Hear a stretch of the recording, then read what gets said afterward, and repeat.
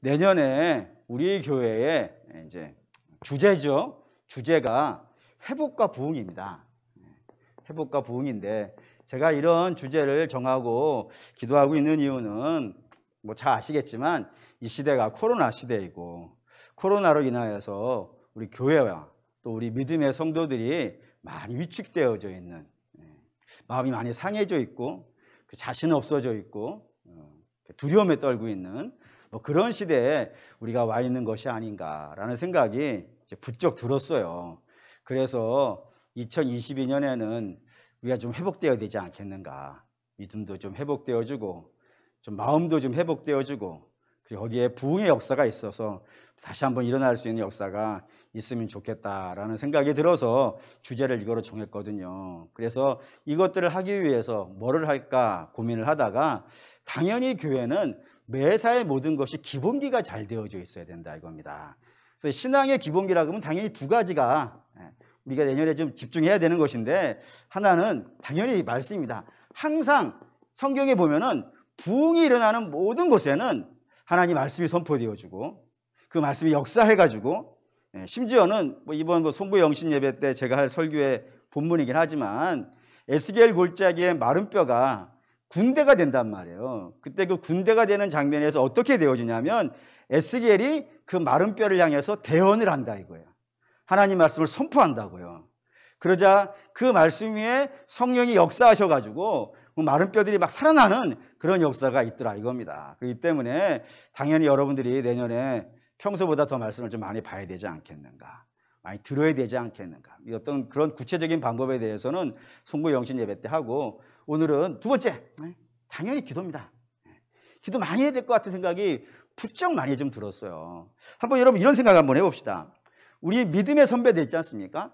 우리 앞에 성경시대에 살던 사람들이나 또는 뭐 성경시대는 아니지만 우리 앞에 믿음으로 살았던 그 믿음의 선배들이 살아갔던 세상이 지금보다 어려웠을까요? 쉬웠을까요? 역사를 가만히 들여다보면은 사람이 살아가는 세상은 거의 비슷합니다. 과거에 있었던 문제가 오늘 있고 오늘 있었던 문제가 내일 있어요. 역사는 크게 달라지지 않아요. 근데 어느 면에서 본다 그러면은 과거의 시대가 지금 시대보다 더 퍽퍽했다는 느낌도 많이 들어요. 왜냐하면 그래도 지금은 사회 안전망이라는 게 있잖아요. 뭐 보험도 있고 뭐 경찰권이나 사법권이나 뭐 이런 것들도 잘 되어져 있고, 그래서 좀 보호할 수 있는 그런 구조들이 많이 있지만 옛날에는 그런 게 없잖아요. 뭐 보험이 어디 있어요? 그렇지 않습니까? 뭐 경찰 보호해 주는 거나 뭐가 보호해 주겠어요. 그런 보장제도도 아무것도 없고 그냥 뭐가 진리였던 거예요. 옛날에는 힘이 진리였어요. 많이 가지고 있는 사람이 장땡이었다고요. 그렇기 때문에 그런 사람들 사이에서 믿음의 세대들이 살아간다는 것은 사실 굉장히 만만치 않았단 말이에요. 그런데 우리 알다시피 우리의 믿음의 선배들은 그 어렵고 힘든 시절도 어떻게 한 거예요?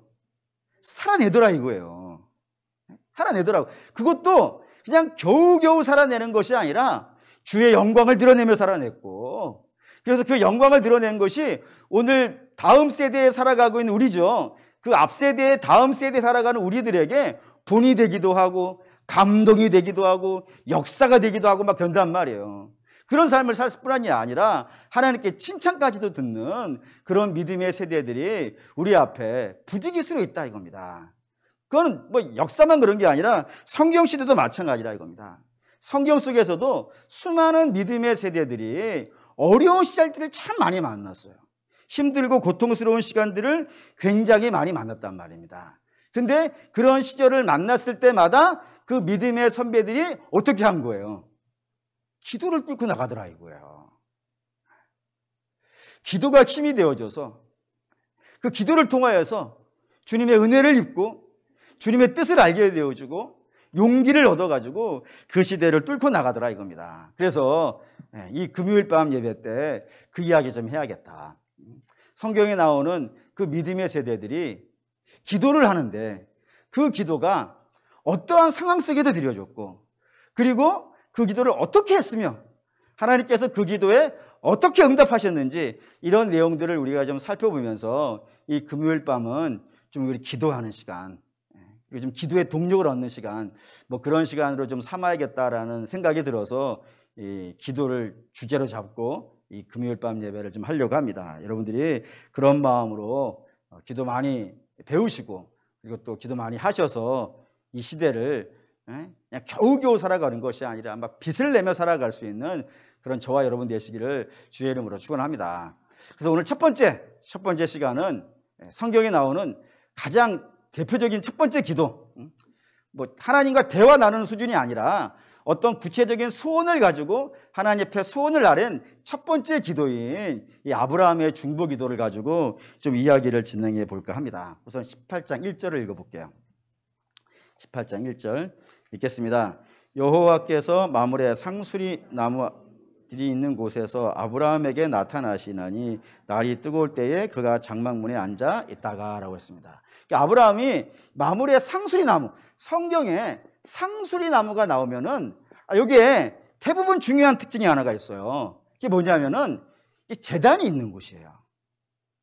하나님께 제사 드리는 제단이 대개의 경우 상수리 나무 밑에 있어요. 예를 들어서 아브라함이 갈대아 우르에서 출발을 해가지고 하란에 와 살다가 가나안에 들어온단 말이에요. 가나안에 들어왔을 때 제일 처음 들어온 동네가 어딘지 아시나요? 제일 처음 들어온 데가 세겜이라는 곳입니다. 세겜에 맨 처음 들어왔어요. 그리고 세겜에서 하나님께 첫 번째 제사를 지내는데 그 첫 번째 제사 지낸 곳을 성경은 뭐라고 하냐면 모래 상수리 나무라고 그래요. 그러니까 상수리 나무 밑에서 아브라함이 첫 번째 예배를 드렸어요. 그리고 이 마물의 상수리 나무가 있는 곳이라고 하는 것은 헤브론입니다. 어마어마하게 중요한 땅. 그 헤브론에서 아브라함이 살고 있었는데 그가 집이 어디 있었냐면 마물의 상수리 나무 옆에 있었다고 돼 있고 마물의 상수리 나무 밑에 있었을 때는 거기는 당연히 뭐하고 있는 곳이라는 거예요. 예배처가 있다 이거예요. 집에 예배처를 갖고 거기서 예배를 드리는데 오늘도 어떠한 상황이냐면 더워서 여기 있었다고 돼 있단 말이에요. 다시 말하면 안 더울 때는 뭐하고 있었던 거예요? 당연히 일하죠. 당연히 일하는데 그 시간이 되면은 시간이 나서 이제 좀 쉴 수 있는 시간이 되어졌으면 그때는 뭐를 하더라고요? 예배를 하더라고요. 여기 중요해요. 우리 사랑하는 믿음의 성도 여러분, 여러분들의 예배는 당연히 교회 와서 성전에 와서 하는 것이 기본입니다. 하지만 성전에 와서만 하는 예배가 되면 안 됩니다. 우리는 우리가 있는 곳이 예배처소가 되어야 돼요. 직장이든 가정이든 그 모든 곳이 하나님을 예배하고 하나님을 묵상하고 하나님을 알아갈 수 있는 그런 곳이 되어져야 된다 이겁니다. 그래서 교회와 세상이 성도들에게 나누어지면 안 돼요. 교회 와서는 멋있고 세상에 나가서는요. 교회 와서는 덕스러운데 세상에 나가서는 안 되겠죠. 교회 와서는 활짝 웃는데 밖에만 나가면 눈에서 불이 나오는 거야. 그거 안 된다 이거예요. 교회에서도 예배자의 삶을 살아야 될 것이고 집에 가서도 예배자의 삶을 살아야 될 것이고 직장에 가서도 예배자의 삶을 살아가는 기도 안 하고 할 수 있을 것 같습니까?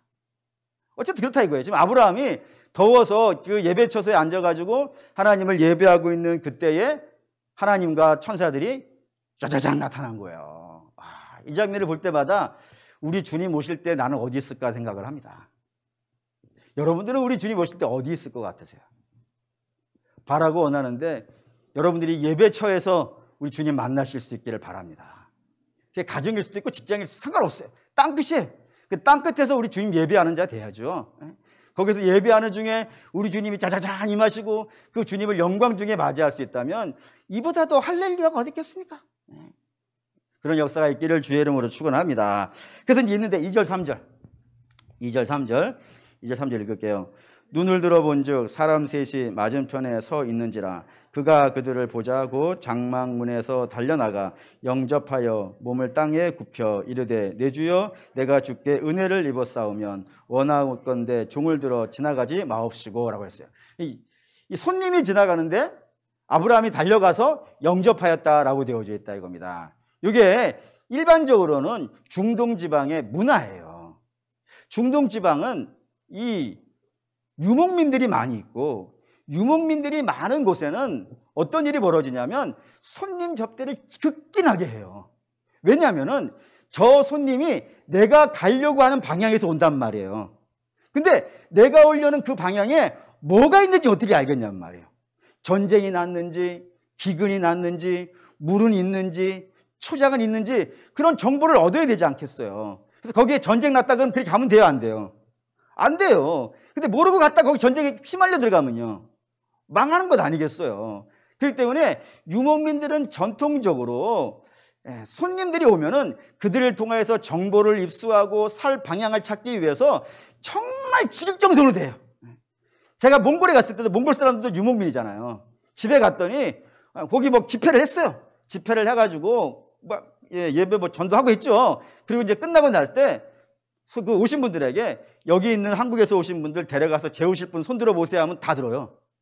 그 따라갔죠. 따라갔더니 어느 집을 주냐면은 안방을 내줘요. 응? 그리고 안방에 사시는 분 어떻게 해요? 그 아주머니가 자기 남편한테 당신 싹 나가라는 거예요. 남자를 데리고 다 나가라는 거예요. 그래서 제가 그분의 침대에 누워 잤어요. 사모님도 이란에 갔다 왔었는데 이란에 가서도 지극정성으로 대접을 해주더래요. 그 이스라엘도 마찬가지거든요. 손님 접대를 지극하게 하는데 오늘 저와 여러분이 읽은 이 본문의 손님 접대는 좀 특이해요. 일상적이지 않아요. 뭘 보면 일상적이지 않다는 걸 아냐면은 손님한테 가가지고 절을 하고 있단 말이에요. 성경에서 절은 누구만 받는 줄 아세요? 예를 들어 사도 요한이 천사에게 절을 했어요. 그러자 천사들이 뭐라 그래요? 왜 나한테 절을 해? 나는 너와 같은 형제야. 나한테 절하지 말라 그런다고요. 그러니까 성경에서 누군가에게 절을 했는데 그 절을 안 받아야 된단 말이에요. 안 받는단 말이에요. 천사도 안 받아요. 그런데 절을 받는 유일한 분이 있더라 이거예요. 절을 하면 그걸 받아요. 그게 누구겠어요? 하나님만 받아요. 그러니까 성경에서 누가 절했는데 그 절한 것을 받더라. 그럼 전부 다 하나님이에요. 그 모습이 뭘로 나타났든지 간에, 어떤 모습이요? 천사의 모습으로 나타나든 뭐 사람의 모습으로 나타나든 간에 그 절을 했는데 절을 받더라. 하나님이에요. 근데 영광의 모습으로 나타나는데 절을 했는데 안 받더라. 그럼 누구예요? 천사예요. 이런 식으로 구별하셔도 무방해요. 천사에게 절을 했고 뿐만 아니라 주라고 불러요. 주님 이렇게 부르는데 그거에 대해서 다 받더라 이거예요. 그리고 이 아브라함에게 나타나신 이분은 누구였다고요? 하나님이었다 이겁니다. 하나님이 그에게 나타나셔가지고 그의 집에 임하셔서 그가 대접해 준 걸 다 받으셨어요. 그리고 16절 17절 16절 17절 읽겠습니다. 그 사람들이 거기서 일어나서 소돔으로 향하고 아브라함은 그들을 전송하러 함께 나가니라. 여호와께서 이르시되 내가 하려는 것을 아브라함이 숨기겠느냐라고 했습니다. 대접을 잘 받고 하나님이 아브라함에게서 떠나려고 하는 장면이에요. 근데 이 떠나려고 하는 장면이 굉장히 의미심장해요. 두 가지 면에서 의미심장하는데 아브라함이 하나님께 왜 여기에 오셨는지 그리고 무엇을 하시려고 하는지 물어요, 안 물어요? 묻지 않아요. 묻지 않아요. 그런데 그러면 하나님도 당신이 이 땅에 왜 오셨는지 그리고 내가 지금부터 무엇을 하려고 하는지를 아브라함에게 고지할 필요가 있겠어요, 없겠어요?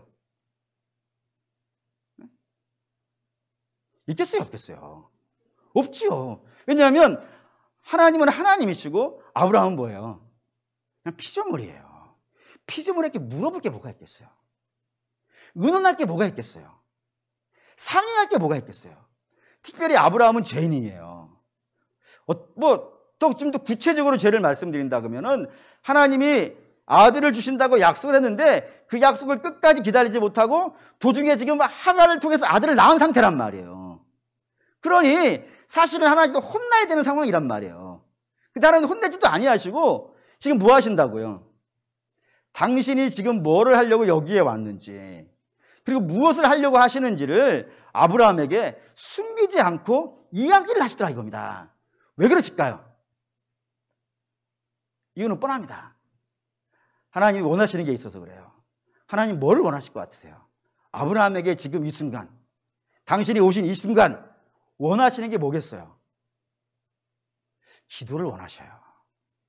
사랑하는 믿음의 성도 여러분, 우리 주님이 우리에게 뭐를 원하시냐면 기도를 원하세요. 하나님 우리하고 이야기하고 싶어 하세요. 온 세계를 놓고, 온 세상을 놓고 하나님이 피조물 된 우리와 이야기하고 싶어 하세요. 운명을 논하고 싶어 하시고, 그래서 기도하기 신난 말이에요. 그래서 사랑하는 믿음의 성도 여러분, 우리 주님께서 그래서 이런 표현도 써요. 하나님이 기뻐하시는 것을 여러분들을 마음에 넣어놓고 그걸 행하게 하신다고요. 기도도 마찬가지라 이겁니다. 기도도 하나님께서 우리에게 듣고 싶어 하시는 기도가 있다니까요. 그래서 그 기도할 것들을 여러분 마음속에 넣어주신다니까요. 예를 든다면 이런 거 있잖아요. 어느 날 갑자기 여러분 예배하고 있는 중에 하나님께서 여러분들의 연약한 모습들을 보여주셨어요. 그럼 뭐 하라고 하시는 거예요? 연약한 모습들을 막 보여주시는 거예요. 못난 모습들, 다른 사람 앞에 내놓기 부끄러운 모습들, 그런 거 뭐 간혹 스펙트럼 지나가듯이 쫙 지나가는 경우들 있잖아요. 그때 하나님 이거 왜 보여주시는 거예요? 회개하라고 보여주시는 거예요. 또 여러분들에게 어떤 연약한 이웃들의 그 아픔과 상처와 고통을 보여주시고 느끼게 하실 때가 있어요. 그때는 그거 왜 느끼게 하시는 걸까요? 중보기도 하라고. 너의 기도 듣고 내가 일하고 싶어서, 나하고 너하고 그 문제 갖고 좀 논의해가지고 하고 싶어서 그런 내용들을 보게 하시기도 하시고, 또 때로는 여러분들에게 교회의 연약한 부분이라든가 또 교회의 중요한 사건들을 보여주실 때가 있다 이겁니다. 그것도 왜 보여주시겠어요? 섬기게 하려고, 섬김에 기도하게 하려고. 그러니까 자꾸 하나님이 뭔가를 여러분들에게 보여주신다고 하시면은, 아, 그거는 하나님이 나로 하여금 기도를 시키려 하시는구나 라고 여러분들이 이해하셔야 된다 이겁니다. 그러니까 아브라함도 그런 거예요. 지금 당신이 하실 얘기, 소돔을 멸망시키려는 이야기를 하자 아브라함이 뭐를 시작하는 거예요? 기도를 시작한다니까요. 근데 그 기도에 대해서 하나님이 아브라함이 기도가 멈출 때까지 떠나지 아니하고 계속 그 기도를 듣고 있는 거예요. 저라면은, 제가 만약에, 이걸 참 죄송하지만 저라면이에요. 그냥 50명 오케이 45명 오케이 40명 니나 해먹으라. 난 가버리겠어요. 하나님 끝까지 들으시잖아요. 얼마나 그 기도를 원하시는지. 선교 가보면 그거 느껴져요. 선교 딱 가보면은 어느 지역에 딱 가잖아요. 그러면은 하나님 우리의 감동을 주세요. 예배에 굶주려 있다 내가 여기에서. 기도에 굶주려 있고 찬양에 굶주려 있다 이거예요. 아무도 안 하니까. 우리가 선교지 가는 데는 아무도 안 하는 것 아니겠어요. 근데 거기도 하나님 땅이잖아요. 하나님 계시고 얼마나 예배에 굶주려 있겠으며 얼마나 기도에 굶주려 계시겠어요. 거기서 기도하고 찬양하고 예배하면 가슴이 벅차요. 우리 주님이 가슴이 벅차니까. 그렇다 이겁니다. 그로 사랑하는 믿음의 성도 여러분, 하나님 여러분들에게 기도의 마음을 주시면은 그 기도의 마음을 가지고 부지런히 기도하시길 바랍니다. 그때 이제 기도를 하는데 아브라함이 이 기도를 할 때 4가지 마음을 갖고 기도를 해요. 그 4가지 마음이 중요합니다. 첫 번째, 긍휼의 마음이 있어야 돼요. 왜 긍휼의 마음이 필요하냐면 23절 읽을게요. 23절, 18장 23절 읽겠습니다. 아브라함이 가까이 나와 이르되 주께서 의인을 악인과 함께 멸하려 하시나이까. 의인과 악인을 같이 멸하시려 하십니까? 라고 하면서 안타까움에서 기도를 시작을 하는데, 이 기도가 왜 중요한가 생각을 해보셔야 된다 이겁니다. 근데 이 기도를 지금 누구를 대상으로 하고 있는 거예요? 하나님을 목표로 놓고 내용은 뭐예요? 소돔을 갖고 기도를 하고 있는 거예요. 근데 여러분, 이 소돔이라고 하는 땅은 악한 땅이에요. 이 땅이 얼마나 악한 땅인지 지금부터 설명을 할게요. 얼마나 악한 땅이냐면은 창세기 15장에 가면 하나님이 아브라함에게 내가 너와 내 자손에게 이 땅을 주겠다고 말씀을 하신단 말이에요. 근데 그 땅이 이제 가나안 땅인데 그 가나안 땅을 지금 주시겠다고 합니까? 아니면 나중에 주시겠다고 하는 거예요. 나중이죠? 왜 나중에 주시겠다고 하는 거예요? 잘 모르십니까? 볼까요? 창세기 15장. 창세기 15장.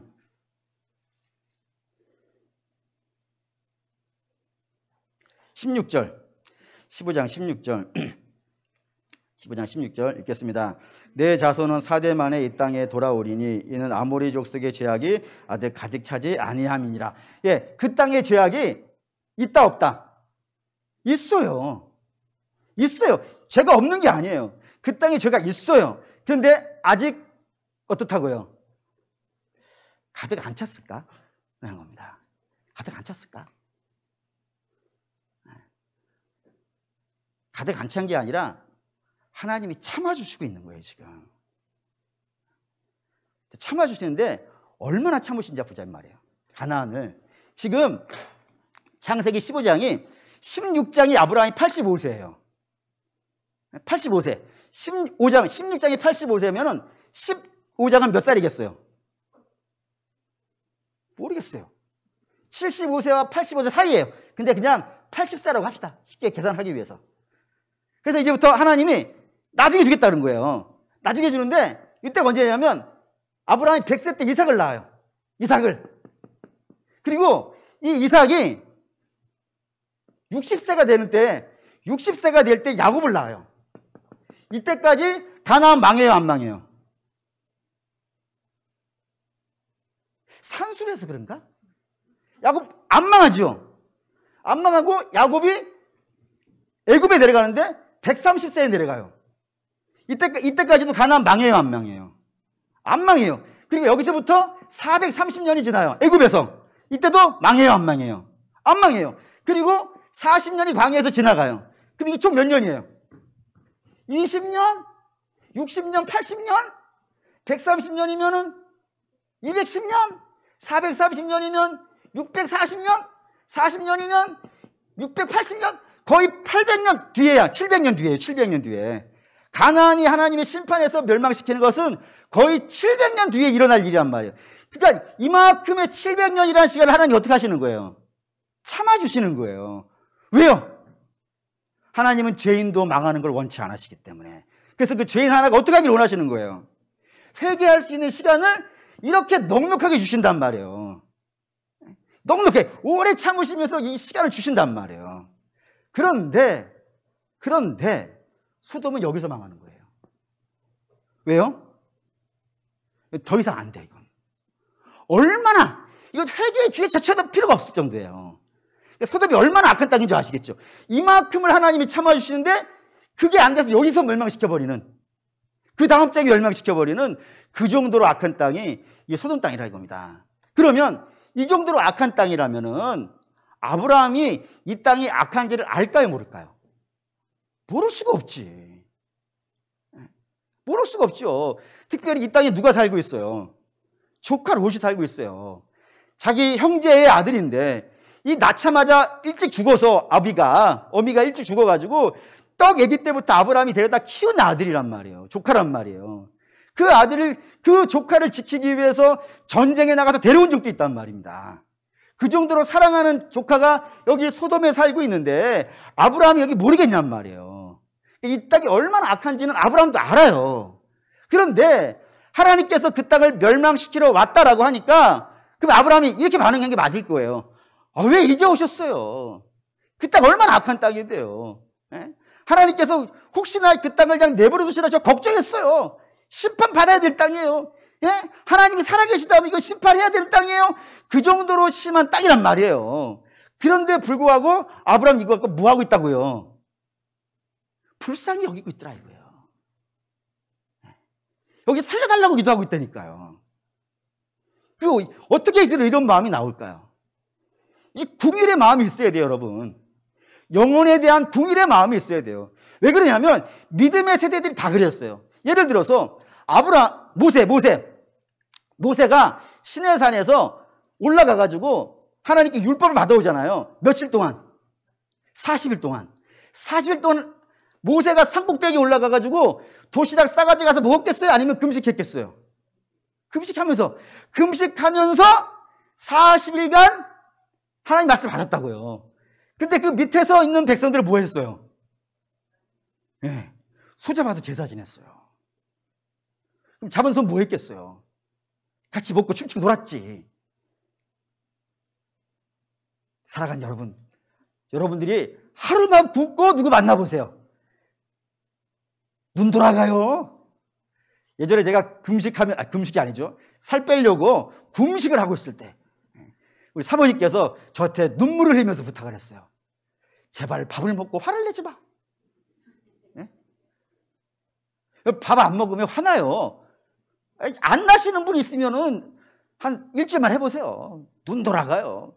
근데 40일간 이 백성을 위해서 중보기도 하면서 하나님 말씀 딱 받아서 왔는데 이 백성들은 모여가지고 먹고 마시고 놀고 있단 말이에요. 눈 돌아갈 일이에요. 하나님 진노하셔서 다 죽여버린다 했단 말이에요. 그때 아브라함 뭐예요? 하나님 살려주십시오. 그런다니까요. 바울도 그래. 바울도 제가 이스라엘 가서 선교사님하고 이야기하는 것 중에 제일 좀 놀랐던 게 중에 하나가 뭐냐면 유대인들을 붙들어 놓고 예수가 미워 바울이 미워하면 누굴 미워한다 그럴 것 같으세요? 놀랐어요. 나 당연히 예수님을 미워한 줄 알았어요. 근데 유대인들은 예수님을 미워하는 게 아니라 바울을 더 미워한대요. 그래서 왜 그러냐 물어봤죠. 왜 그런지 물어봤더니 유대인들은 그냥 예수님을 한 예언자 정도로 알아요. 이 땅에 온 예언자.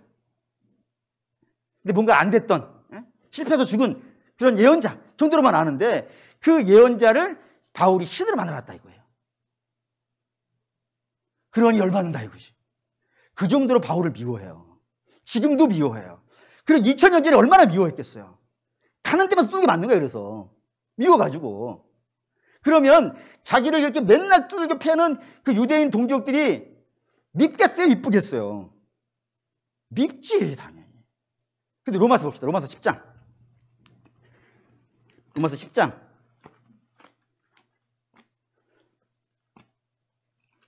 로마서 10장 1절.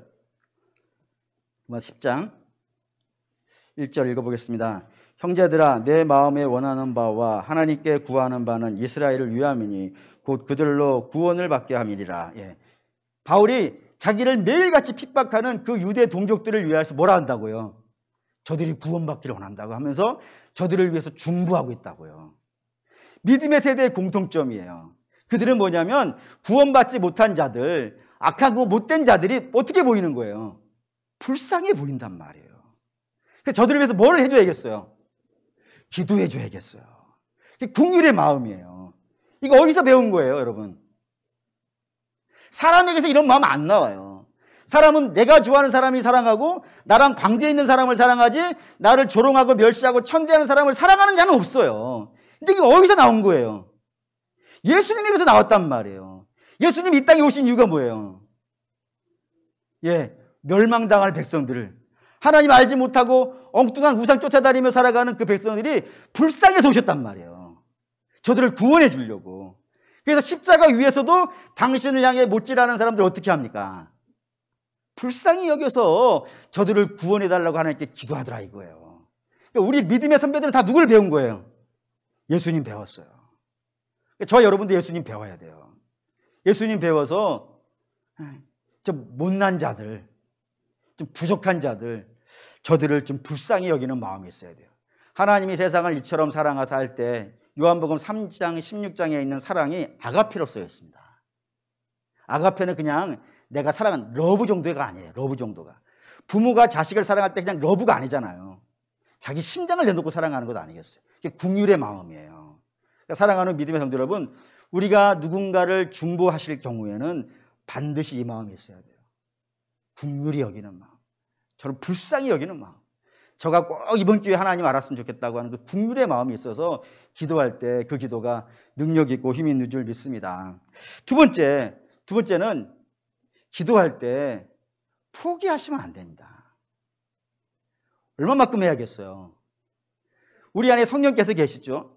우리 안에 계신 성령께서 우리를 위해서 기도하시는데 어떻게 기도하냐면 말할 수 없는 탄식으로 기도하신다고 되어 있단 말입니다. 언제까지 하시냐면 그 기도가 응답되어질 때까지 성령께서 우리 안에서 말할 수 없이 큰 탄식으로 기도하신다고 했는데 그런 탄식을 받고 자란 우리란 말이에요. 그런 우리가 기도할 때는 어떻게 해야겠어요? 포기하는 건 없어요. 포기 없어요. 특별히 여러분 자녀를 위해서 기도하시는 분들 계십니까? 그렇다면은 절대로 그 기도를 포기하시면 안 됩니다. 안 된다고 도중에 포기하시는 거 아닙니다. 요즘 제가 뭐 그런 생각이 좀 들어가는 게 하나가 있는데, 하나님께서 왜 자녀를 이왕이면 신자에게 줄 때 이렇게 조건을 맞춰주면 얼마나 좋겠어요. 일단 공부 잘하고 이쁘고 착하고 말 잘 듣고 성실하고 건강하고 믿음 좋고, 하여튼 뭐 조건이란 조건을 다 이렇게 세팅해가지고 조각조각 맞춰가지고 주시면 얼마나 좋겠어요. 근데 어느 날 알았어요. 요즘 알았어요. 하나님이 그렇게 안 주시고 안 좋은 것만 모아서 주셨어요. 그래서 하나님 도대체 왜 이렇게 안 좋은 것만 모아서 주셨어요? 했더니 마음에 감동이 있기를, 너라도 해줘야 되지 않냐? 내가 너한테 기도 맡기려고. 이 세상에 누가 그를 위해서 기도해 주겠냐?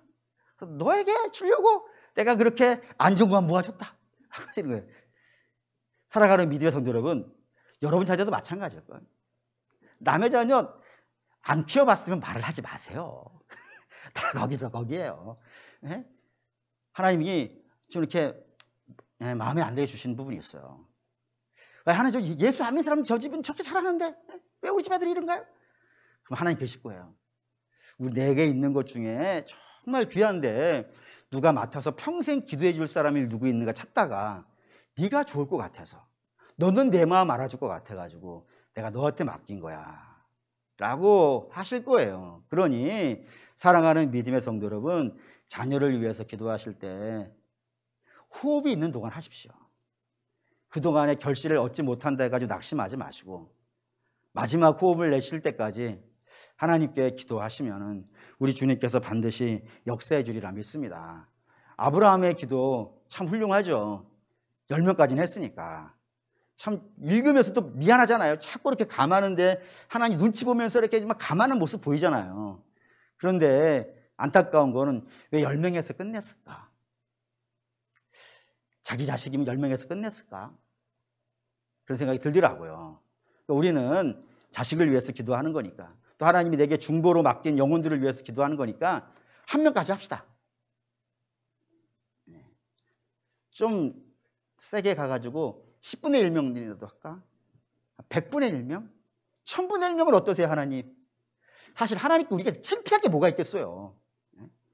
세상 사람들한테 이야기할 때는, 뭔가 부탁할 때는 창피하고 부끄러워서 입이 부끄러운 말을 못하지만, 우리가 말하는 건 하나님이지 않습니까?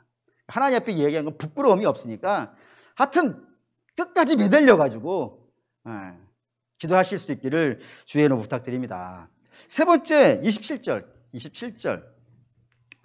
18장 27절 읽겠습니다. 아브라함이 대답하여 이르되 나는 티끌이나 재와 같사오나 감히 주께 아뢰나이다. 자기를 뭐라고 불렀다고요? 재와 티끌이라고. 이게 뭔 뜻이냐면 기도는 겸손하게 해야 돼요. 여러분, 겸손한 기도라는 건 뭐냐면은, 하나님 이거 들어주세요. 저 안 들어주시면 예수 안 믿을 거예요. 나 교회 안 나올 거예요. 이거는 겸손한 기도가 아니에요. 우리는 하나님께 받아야 사는 사람이에요. 그래서 무엇을 기도하든지 여러분 하나님께 기도할 수 있어요. 자녀가 부모에게 뭘 못 달라고 하겠어요. 그냥 필요하면 다 달라고 하는 거예요. 근데 그 가름을 누가 해주는 거예요? 하나님이 해주신다니까요. 근데 하나님이 해주시는데 하나님이 내게 안 들어주셨다 해가지고 나 하나님 안 믿을래요 하면 안 되는 거예요. 우리는 재와 티이라니까요. 재와 티에게 무슨 주권이 있겠어요. 재와 티에게는 하나님의 처분만 있을 뿐이에요.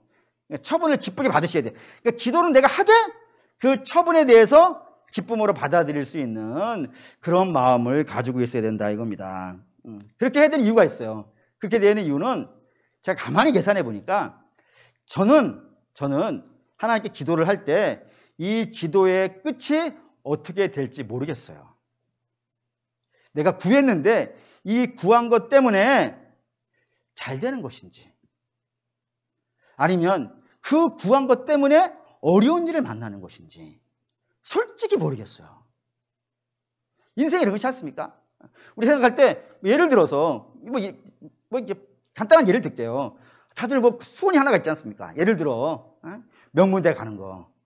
자녀들 다 소원이잖아요.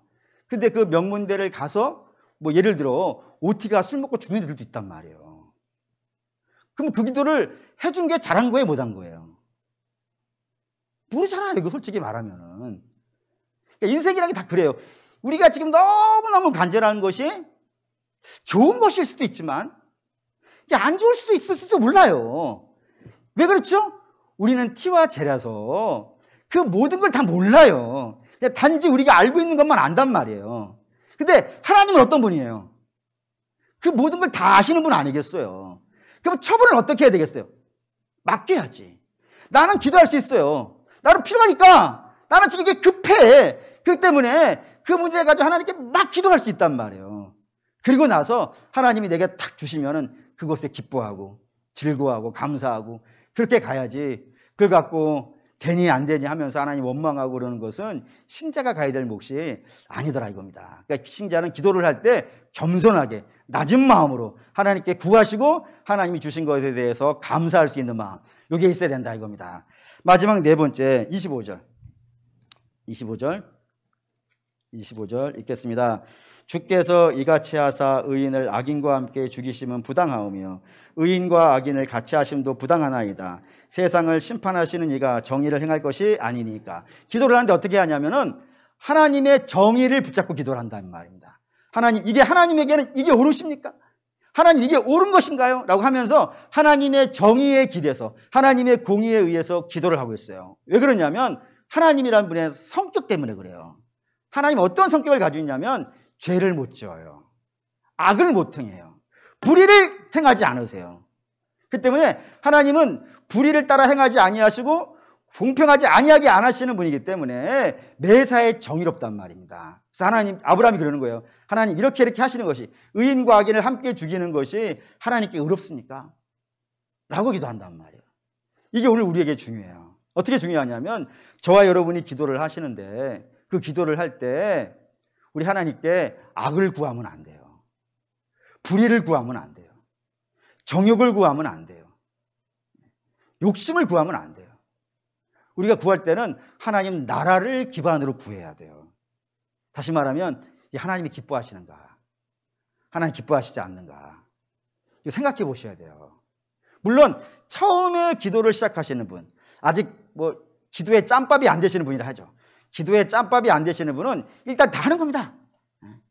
다 하는 겁니다. 쫙 하는 겁니다. 마치 아기가 처음에 엄마에게 말을 배울 때 모든 말을 다 하잖아요. 배운 말들을. 그거 마찬가지로 다 하는 겁니다. 하지만 이제 기도에 짬밥이 되죠. 어느 정도 되면은. 여기 계시는 분들은 짬밥이 되지 않습니까?